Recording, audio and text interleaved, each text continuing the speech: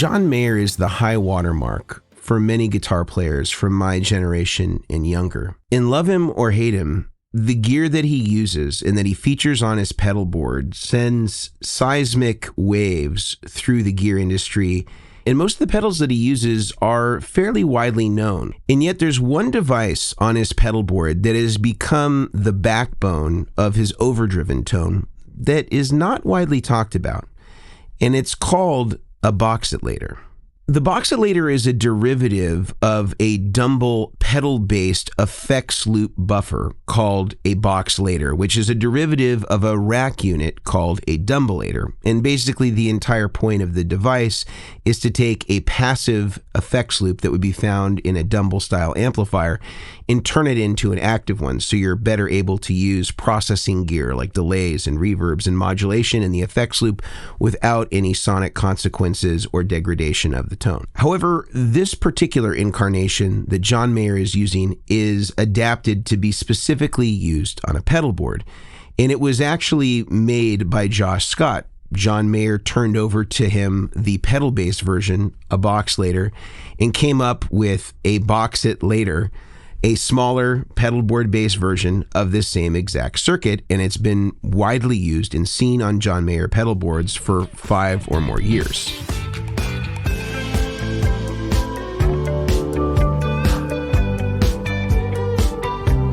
But there are still a lot of questions that remain unanswered about it, about how he uses it and exactly what it's doing in the signal path and where it even lives in the signal path. And as fans, we had a bit of a lifeline sent to us in regard to being able to capture this circuit when Josh Scott recently released a pedal called a Not a Dumble. And he said that the circuit inside of the boost component of this particular pedal had in it the same circuit as what was in the Box It Later, only come to find out a week later that there was a mistake in the manufacturing and design, and it was actually based on another Dumble-based module called a BBC1, a preamp of some kind that had a variable input impedance control and an output volume control, which is dissimilar from what a Dumble-lator style device might be. So we're back to square one now that the JHS pedal doesn't actually have this circuit housed within it. Or are we? There actually happens to be a device that has been on the market for many years that satisfies the very same components that the Box It Later does. It is designed to be a solid-state version of a Dumble-lator that is in a pedal-based format.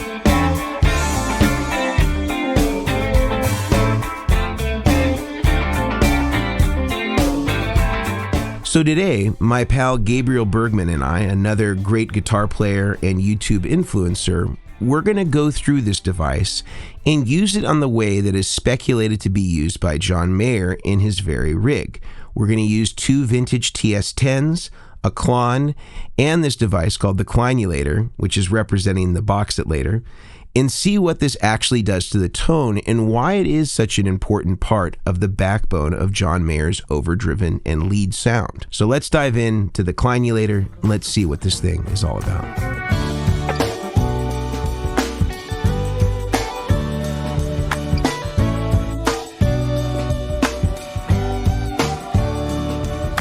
So we're here with Gabriel Bergman. Good to be here, Mason. Welcome, Gabe.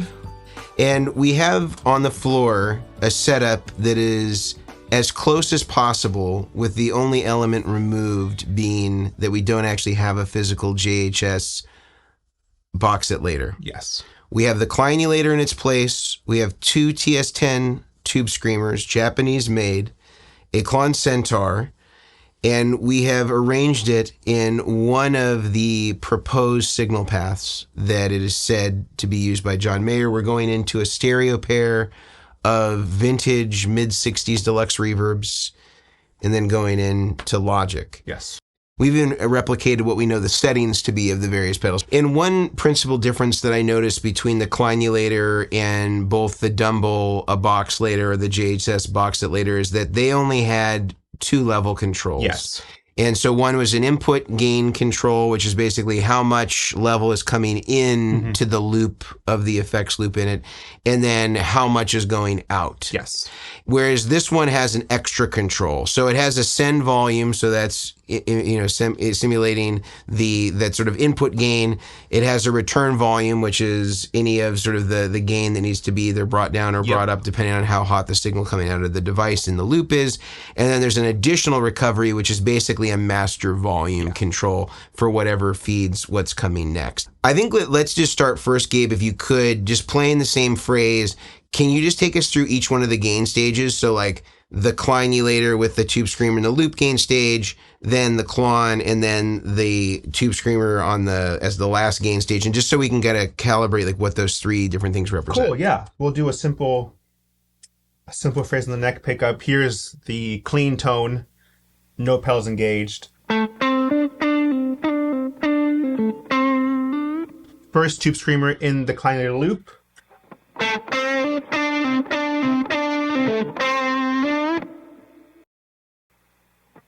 The Klon. And the second tube screamer. Maybe it would be cool to hear, like, let's turn off this tube screamer for a second, and let's just hear, like for a reference point, this tube screamer on, and kind of like play a phrase with it.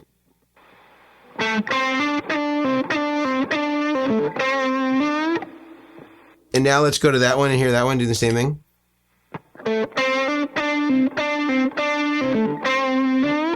It's interesting. What I'm hearing is that it makes the tube screamer less boxy and more transparent. And nobody ever really accuses tube screamers of being transparent overdrives. And we have the tone at the exact same, at the same setting. And obviously this has more gain that's going to affect something. But like if you were to match these two settings, can we maybe hear that and then get a better idea of like what the...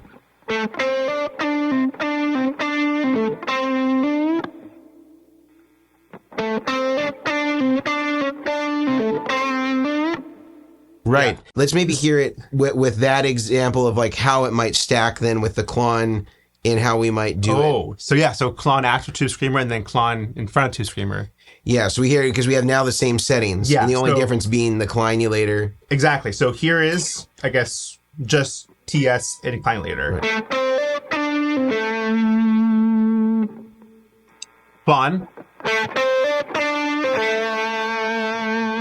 So it's almost like my prediction, and I think you agree with it, is it's kind of this is the always on gain stage with the Klein-ulator, or in his case, the Box It Later. And then it's either am I using stage 1 with the Centaur, or am I using stage 2 with the Tube Screamer? Yeah.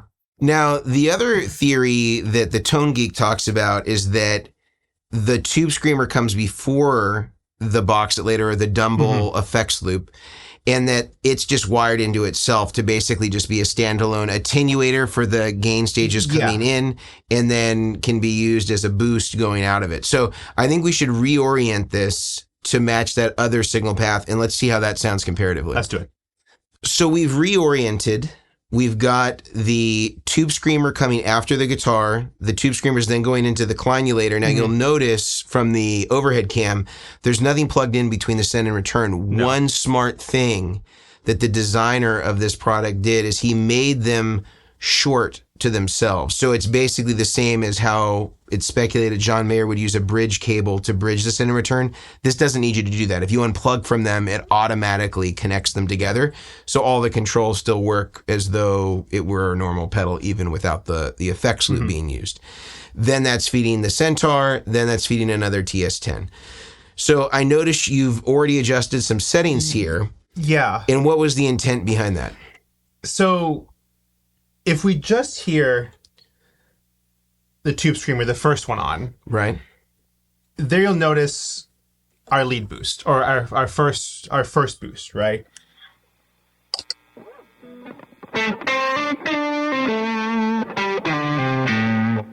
And this is where the fun starts, the theorizing. Is what if he wants that characteristic, but he doesn't want to input the signal to the Klon as hard? So you lower a bit the send on the Klein-ulator, and so you're hitting the Klon a bit softer. which is still a lead boost, but not fully saturated. Mm-hmm.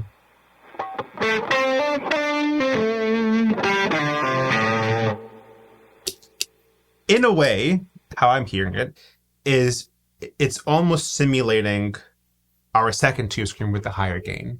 But maybe just a little bit of a different EQ and color profile. And I'm sure if you mess with the Klein-ulator more, you could probably attenuate that signal more, and so it hits the Klon a bit less. Can you show us that? So basically what this would entail backing down the send volume. Exactly. And increasing either the return or the recovery or both. Yeah. So if I put the send to 11 or about 10 o'clock maybe I'll push the return a bit higher and the recovery. And then hit the tube screamer.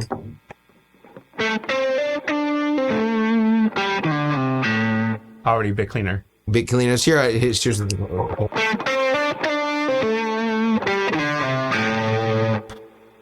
So bring it back up to where it was. Then back off the return maybe a little bit, or the recovery.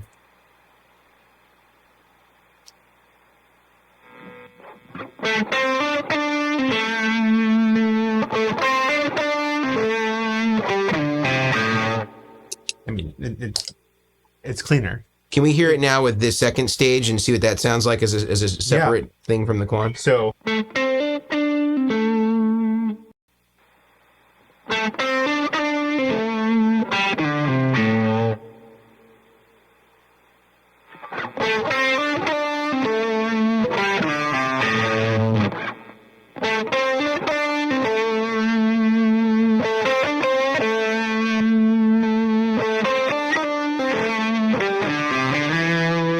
Do you prefer the sound when the tube screamer is in the loop of the quote unquote Dumble-style effects loop, or do you prefer it when it's running into it? I think in the loop. Yeah. Yeah. You have a little more control that way of everything because, as you mentioned, we don't have the katana in this setup. Yeah. And if that's boosting going in, that could also change the dynamic response because you have more volume hitting the input of the Klein-ulator, whereas right now we just have passive strat pickups. Exactly. And also identifying the boxiness that we heard in the prior example. Right. That's a big seller for me. Yeah. Wow, this has been really enlightening to hear it because I agree with you 100%. If I were going to recreate this signal path and using kind of the Dumble-style effects loop pedal, I think in the loop seemed to be the most musical, most control. You could make it cleaner, you could make it dirtier. It may not be for everybody, but diving into it and seeing how it's used, theorizing.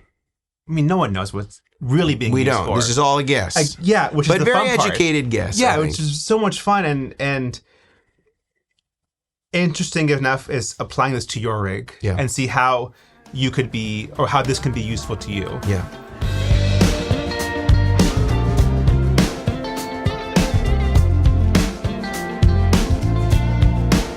What I can take away from this, the reason why we see John Mayer using it, is that it gives him a little bit more flexibility with how he's stacking overdrives together. And I can see where this is not only valuable in his context, but for any of us guitar players that are stacking overdrives and want to have a little bit of extra flexibility for things that might sound good at louder volumes, but need to be attenuated a little bit afterwards. It gives us the ability to do that. And with the price of this Klein-ulator, it seems to be fairly worth the price of admission for all the things that it does. If you like this video and you want to support what we're doing, or you want to support what Gabriel is doing, I'm going to have his credentials linked in the description as well as my own. I also offer a masterclass on how to arrange your effects pedals in order to get the best possible tone. That's available on Teachable and will be linked in the description. I also have a bunch of resources for people that want to build their own pedal boards, make their own cables, whether that be for power or for audio, and a ton of other DIY resources and recommended materials in the description. Many of these are Amazon links, and I do get a small commission when you do purchase through there, so I wanted to give you that disclosure, but they are all vetted, high-quality materials. I also manufacture guitar pedals. My company name is Vertex Effects, and you'll see those linked in the description as well. There are many different overdrive devices, boosts, etc. that are there, in addition to the highest quality buffer that you can buy that also does signal routing for mono, stereo, 4-cable method, 5-cable method, wet, dry, wet rigs. So do check it out there. You can also join me over on Patreon. You'll find that also in the description if you want to join up.